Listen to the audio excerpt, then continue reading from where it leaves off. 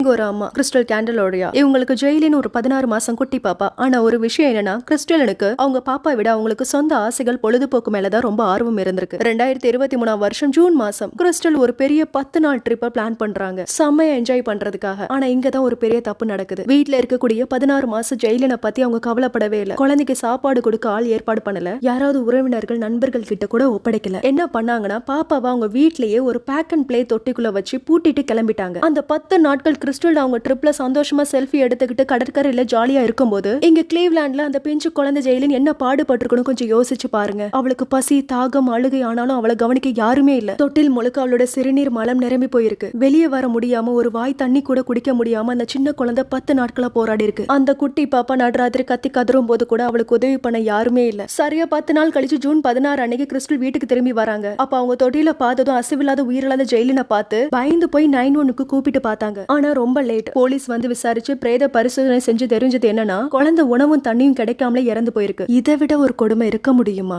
இந்த வழக்கு கோர்ட்டுக்கு வந்தப்ப கிறிஸ்டலோட செயல் எல்லாரையும் உலுக்கிடுச்சு. கிறிஸ்டல் தீவிர கொலை, அப்புறம் குழந்தை ஆபத்துல ஆக்குதல் ஆகிய குற்றங்களை ஏத்துக்கிட்டாங்க. மார்ச் 2024 நீதிபதி அவரோட தீர்ப்பு என்ன கொடுத்தாருன்னா, பரோலில் இல்லாத ஆயுள் தண்டனை. அந்த நீதிபதி சொன்ன வார்த்தை என்னன்னா, இது துரோக செயல்களே உச்சகட்டமானது. அவர் கிறிஸ்டலனை பார்த்து, ஜெயிலனுக்கு சாப்பாடு தண்ணி கொடுக்காம நீ அடைச்சு வச்ச மாதிரி உனக்கு சுதந்திரமே இல்லாத ஜெயில் தான் இடம். ஆனா ஒரே ஒரு வித்தியாசம், ஜெயிலுக்குள்ள உனக்கு சாப்பாடும் தண்ணியும் கிடைக்கும், ஆனா நீ உன் குழந்தைக்கு அதை கூட கொடுக்கல. இப்படியாக அவர் பேசினாரு. இந்த செய்தி பொறுப்பில்லாத சில பெற்றோர்களுக்கு ஒரு பெரிய பாடமா இருக்கும்னு நினைக்கிறேன்.